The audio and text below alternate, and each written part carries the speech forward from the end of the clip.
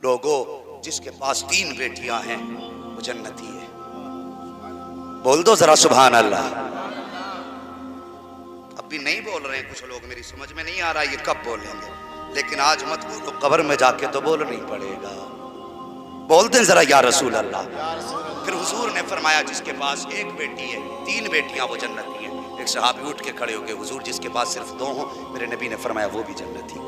तीसरे खड़े हो गए, हुजूर जिसके पास 1 बेटी हो, फरमाया हुजूर ने अल्लाह के खजानों में कमी नहीं है, जिसके पास 1 बेटी है वो भी जन्नती है।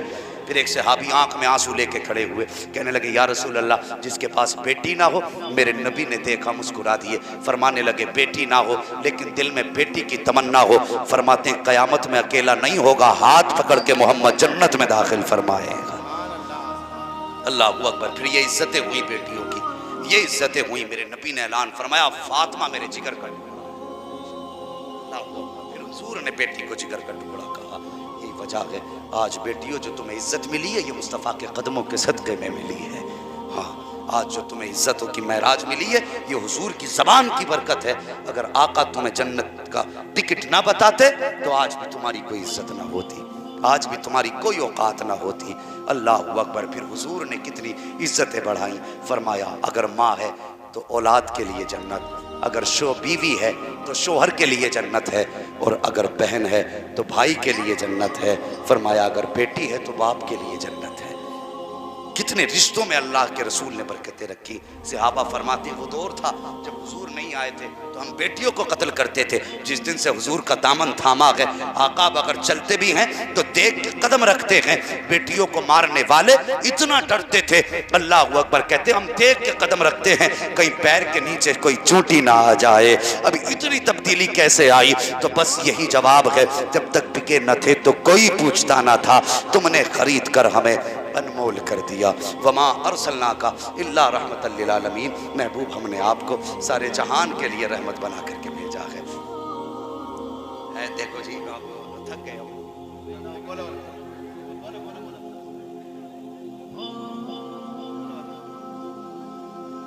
नहीं माशाल्लाह, कभी कभी ऐसा होता है कि मजमा जीत जाता है। अल्लाह सलामत रखे। जरा मैं उसमें कई सारी तकरीरें मौजूद हैं। भाई स्वागत क्या है, अगर बेटियां अपने उसमें आ जाए ना हुजूर की गुलामी में, तो ये स्वागत करने वाले कहां भटके फिरेंगे,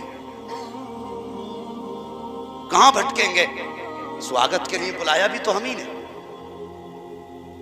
ये गुनाहों के दरवाजे भी तो हम ही ने खोले ना। अगर आप भी यह हद कर लें हम अपनी बेटी को, अपने घर की बहन बहू को स्वागत नहीं करने देंगे, तो किसी की औकात नहीं जो स्वागत के लिए तेरे दरवाजे पे जाके खड़ा हो जाए। करो कमीज पे हयाई का दरवाजा बंद करेंगे, बेशर्माई को घर में नहीं होने देंगे। बेटियों को इज्जतें और शरीयत की हद में रखना हमारी जिम्मेदारी है। मुझे बता, जब बीवी तुझसे कहती है मुझे कपड़े चाहिए तो खुद जान बचा के कहता मैं जंगल जा रहा हूं, खुद लिए ये जाके धूप पड़ जाती है तुझ पे, जा खुद लिए ये जाके। ये दरवाजे तो हमने खोले ना, हमने उन्हें आवारा किया। उनकी जरूरत है तुम पूरी करो, उनसे कहो घर संभालना तुम्हारा काम है, बाहर संभालना हमारा काम है। बड़ी बड़ी चलाक औरतें हैं। डॉक्टर मुझसे कह रहा था ये औरतें इतनी चलाक हैं कि ये दवा के बहाने से शहर आती हैं और कहती है कोई भी खुराक बांध दो, 3 दे दो, क्योंकि आदमी को भी तो दिखाना क्या हम दवा लेने गए थे। खानी तो है ही नहीं, ये डॉक्टर कह रहा है, अपनी तरफ से नहीं कह रहा हूं, अल्लाह गवाह है। मैं कभी अपने तौर पर कोई बात बना के नहीं कहता, बताता हूं, और इसलिए कि अल्लाह इस बीमारी को हमारे समाज से दूर कर दे।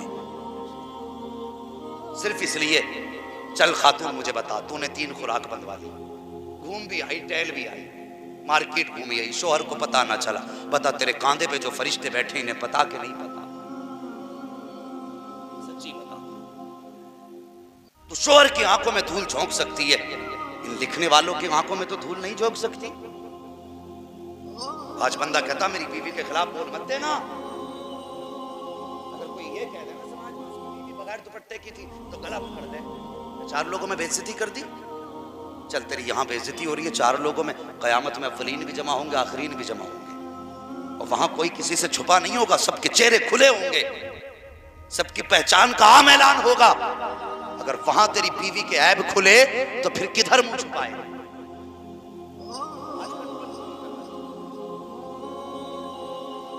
तुमसे भी गुजारिश है, बेटियां ट्यूशन पढ़ने जा रही हैं, ट्यूशन पढ़ने, MBBS बनेगी,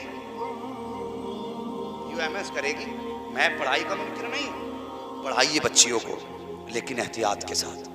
हम भी चाहते हैं हमारी बेटियां MBBS हो, हमारी बेटियां BUMS हो, ताकि कम से कम हमारी बेटियों के पास अगर कोई मुस्लिम बच्ची अपने इलाज के लिए जाएगी तो उसका जिस्म गैर मुस्लिमों के नजरों में पड़ने से बेहतर है कि कोई मुस्लिम बच्ची अपने हाथ से उसका इलाज करे। जानते तक नहीं हो ये गैर मुस्लिम डॉक्टर, ये कुत्ते हमारी मुस्लिम बेटियों के साथ क्या करते हैं।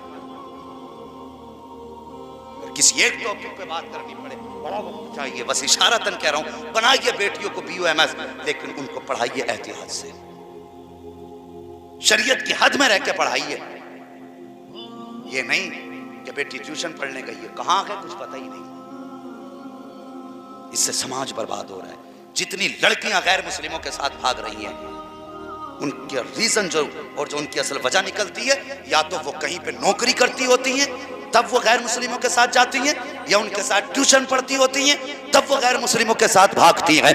मैं कहता हूं अगर ये समाज की इज्जत, वकील बना के तुझे लगता है इज्जत मिलेगी, अगर तुझे लगता है इंजीनियर बना के बेटी को शान बन जाएगी, तो आंख और दिमाग से निकाल दे ये ख्यालात, ये सारी बातें निकाल दे।